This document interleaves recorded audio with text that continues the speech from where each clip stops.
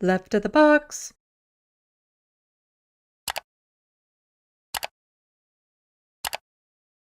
So, UN, which is the United Nations, and this is from CBC News, report on Canada's temporary foreign workers details the many ways they've been abused. Immigration Minister says abuse needs to end, but calls comparisons to slavery inflammatory. Is it? No? Is it? Wage theft, excessive work hours, limited breaks, and physical abuse. But don't call it slavery, whatever you do, says the immigration minister. Wage theft, excessive work hours, limited breaks, and physical abuse. Those are just some of the ways Canada's temporary foreign workers are being mistreated, according to a final report from the United Nations Special Rapporteur on contemporary forms of slavery. The foreign minister says, don't you dare compare it to slavery.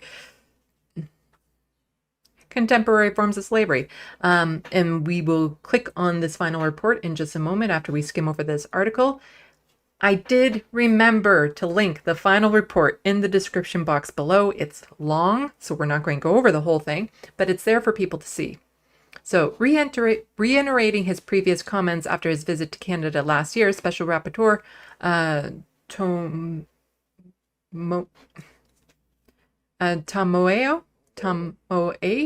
Yay. I'm so bad with names. Called the Temporary Foreign Workers Program a breeding ground for contemporary forms of slavery. So here's the specialist from the United Nations, the rapporteur from the United Nations, saying temporary foreign worker programs are a breeding ground for contemporary forms of slavery. But again, immigration minister says, that's harsh language. Of course they would say that.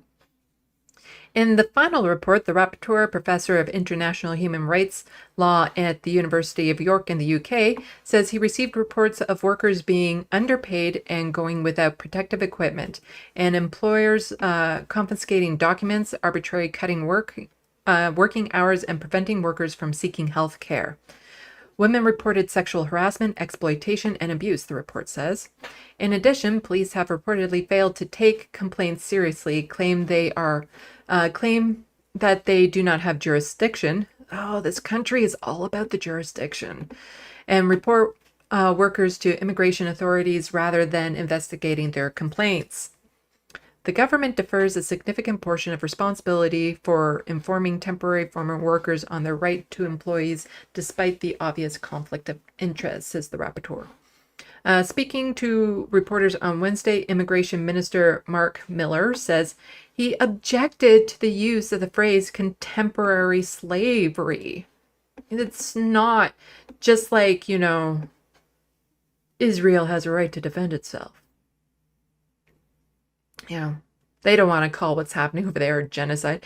Well, they don't even want to call what's happened in this country genocides either. So does it surprise me that they don't want to be, they object to the term contemporary slavery, even though if you look at it point by point, it's like, yeah, it is. It is. So, but this country, as we're going to get to in just a moment, has issues acknowledging slavery. So issues acknowledging the genocides that happened here, issues acknowledging the slavery that has happened and is happening here. Yeah, and I should also underscore the genocides that have happened and are happening here. So he objects to the use of contemporary slavery in reference to temporary foreign worker program. He still acknowledged the abuse outlined in the report and said they need to stop. Any person in Canada, regardless of who they employ, need to treat people with dignity and respect, according to the law, Miller said. That isn't happening in some sectors that employ temporary foreign workers, and that needs to end. Also, temporary workers become the target for a lot of hatred and vitriol and scapegoating from the conservatives in particular. And we'll get into a little bit more. Again, there's so many stories are interconnected. but they become the scapegoats for like the cost of housing, the cost of groceries, why the sunsets aren't as beautiful anymore. Like they just become the scapegoat for everything that the right wants to blame on someone when they're the ones that are being victimized. Miller says changes to the program are coming, but the government is being careful not to further inflate food prices. See what I mean? The agricultural sector accounts for most temporary foreign work permits. Yeah, this country can afford it. It can afford to pay temporary foreign workers a decent wage. In fact, you can afford to pay people who live in this country a decent wage. The reason why they rely on foreign workers is so that they can purposely underpay them and not pay them what they're worth. And it's not even to keep food prices down anymore because food prices are skyrocketing out of greed. You see, it's not the workers being paid poorly that's the problem. It's the greed. It's the capitalism. That's the problem with the high cost of food. You know, underpaying the temporary foreign workers, all that does is give more money to the CEOs of these food companies, Galen Weston. We want to make sure we implement our reforms. We aren't affecting food prices because that's something Canadians don't want to see, he said. Then go after the Westons. Go after Galen Weston and the greed of the corporations, of the grocery stores. You know, don't put this on the treatment of temporary foreign workers. You know, don't make this an issue about them. The issue is about the greed in corporations. He said, at the same time, they don't want to see people being treated improperly in Canada. In some cases, that's occurring and it needs to end.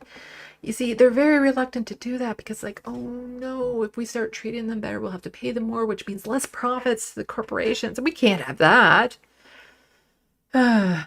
The number of temporary foreign workers approved to come work in Canada has more than doubled since 2018. Last year, employees were cleared to hire over 200,000 temporary foreign workers. But let's scooch back up here to the report. We'll click on that. And it's teeny tiny print. Can I make this bigger or will it let me get this bigger? There we go. So for a lot of this, generally speaking, you just scooch down to the end where it says, you know, conclusions and stuff. But the opening paragraphs are also, the introduction is also worth kind of going over, but it is 22 pages, so we're not going to go over everything. Introduction of the report of Special Rapporteur on contemporary forms of slavery, including its causes and consequences on his visit to Canada. Again, I have this linked in the description box below, so please feel free to read it. The Special Rapporteur on contemporary forms of slavery, including its causes and consequences, Tomoya, visited Canada from the 23rd of August to the 6th of September. He visited Ottawa, Moncton, Montreal, Toronto, and Vancouver. The purpose of his visit was to assess the efforts of the Government of Canada to prevent and address contemporary forms of slavery in order to identify good practices and ongoing challenges. The present report contains constructive recommendations to address the challenges observed during the visit. So met with people, present the report and all that sort of stuff. So let's scooch down to the conclusions. Conclusion and recommendations. There we go. The Special Rapporteur acknowledges the ongoing efforts of Canada to prevent and address contemporary forms of slavery within its territory and abroad, and its willingness to critically re-examine the underlying drivers, including its colonial legacy and the adverse effects of the activities of the Canadian private sector on human rights and its treatment of marginalized groups. Nonetheless, Canada risks failing to live up to its reputation as a global champion of human rights if it does not act more decisively to reform laws and policies that enable the exploitation of vulnerable workers and fail to provide adequate remedy and rehabilitation to victims of exploitation and abuse. Canada must move from acknowledging the human rights challenges its past and current policies have created, and towards meaningful remedial actions, including promoting human rights due diligence by Canadian companies, reforming migration programs that are conducive to exploitation, and addressing its colonial legacy and its enduring impacts on Indigenous peoples, including structural barriers that continue to marginalize persons with disabilities and racialized groups. Approaches to prevent and address contemporary forms of slavery must follow a survivor-centered, human rights-based approach that does not infringe upon the rights of other groups, including sex workers.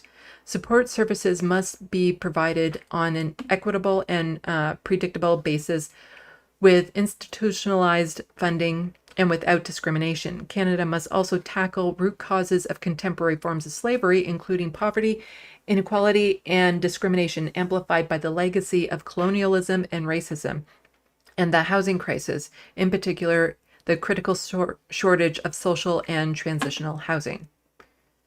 With due respect for the Canadian constitutional framework, the Special Rapporteur believes the current arrangements for responsibility sharing between the federal government and provincial and territorial governments systematically create situations of, there we have it, interjurisdictional neglect. That is the thing about this country. Jurisdiction. They always want to say, we can't fix it because it's not in our jurisdiction, says the provincial government or says the federal government, or they'll say that's the responsibility of the other, or we. It is such a gray zone of who's responsible for what. Like there's some clear cut, foreign policy is federal. But a lot of the things that, would be provincial, like healthcare, is influenced by federal. It's not like federal is completely separate from what happens in the healthcare system. And so what they love to do whenever there's an issue is saying we can't do anything because of jurisdiction, and then nothing ever gets solved. Whereas you need both the federal and provincial governments working together to solve these problems, which is a rarity, especially if one level of government is federal, liberal, and the other is conservative. Then they purposely don't want to work together because they don't want the other side to get a win, which is sad because when that happens, it's the people of Canada who lose.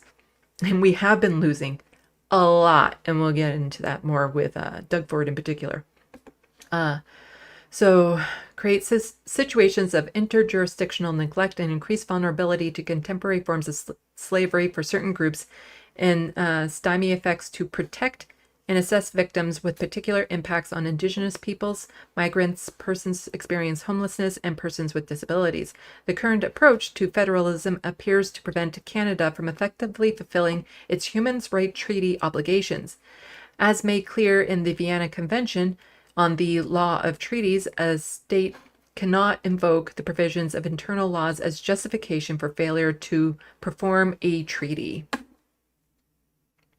And again, this is a fairly long conclusion as well, but just wanted to put it out there. This is available for people to read. Like I said, I've linked it in the description box.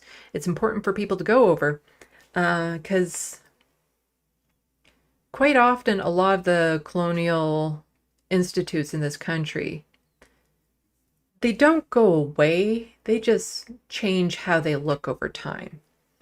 Because one thing this country hasn't come to acknowledge or come to really get out there is the fact that there was slavery in this country. And that slavery, instead of just going away, changed what it looked like. Same with, if you look at residential schools. Residential schools may have been shut down, but you have the foster care system. You have day schools that kind of took over some of the role of what residential schools was doing. And not too long ago, I was on the Power Report with Dan from the internet, and it was their Juneteenth special that this white Canadian just happened to go on. And I remember saying to them, it's like, for all I know, we could have our own version of Juneteenth, but it's so underreported that I don't even know about it or hear about it. So, turns out we do have a version of that. Emancipation Day is August 1st. Now, one might be saying, well, then why don't we know about it? Part of it is because it's only been on the books since 2021. It's only been on there since 2021. On March 24th, 2021, the House of Commons voted unanimously to officially designate August 1st Emancipation Day. It marks the actual day in 1834 that the Slavery Abolition Act of 1833 came into effect across the British Empire. So this happened before the BNA, the British North American Act, was signed, which made Canada kind of the country it is today. So that has given an excuse to a lot of the educational institutes to say, well, slavery didn't happen in Canada, or just ignore it because it officially ended before Canada signed the BNA, the British North American Act, and became more of what the country is we know today. But also, I get the feeling that a lot of the history of this country has just kind of been brushed under the rug, ignored, and things of that sort. And so politicians, education, cultural things simply never brought attention to this. And so even though it's been on the books since 2021, I caught one tweet about it not too long ago this year, which is the only reason why I knew to look for this, to look for it. It's not, you wouldn't necessarily know about it unless you look for it. And again, it's only been on the books for a few years, but it's not as big as what Juneteenth is, because then that would have to wake Canadians up to the fact that slavery happened here. And a lot of Canadians simply don't know that it happened because they were never taught that it happened. However, they were never taught it didn't happen. It just was never acknowledged. So Canadians are not always aware that Black and Indigenous peoples were once enslaved on the land that is now Canada. Like I just said, because again, a lot of our history simply was not taught. Those who fought enslavement were pivotal in shaping our society to be as diverse as it is today. Therefore, each August 1st, Canadians are invited to reflect, educate, and engage on the ongoing fight against both anti-Black and anti-Indigenous racism and discrimination. Emancipation Day celebrates the strength and perseverance of Black communities in Canada. Slavery in Canada. The transatlantic slave trade caused the deaths of millions of African people and their descendants. Many lost their lives as resistant fighters during long treks up to slave ships, or from mistreatment and malnourishment during the journey across the Atlantic. It is estimated that over 2 million African people died during that journey. In the end, most of the 12.5 million African captives were transported to Latin America, the Caribbean, while 6% were brought to North America. Once landed in North America, enslaved Africans and their descendants were forced to work in fields, do manual labor, and do domestic work in homes. They were forced to change their names, abandon their faiths, reject their culture, and stop speaking their native tongues. The enslaved Africans were exposed to the most brutal forms of torture and abuse, all enforced by law. In his book, Canada's Forgotten Slaves, 200 Years of Bondage, the Quebec historian Marcel Trudel estimated that there were approximately 4,200 enslaved people in the area of Canada known as Nouvelle France, and later in Upper and Lower Canada between 1671 and 1831.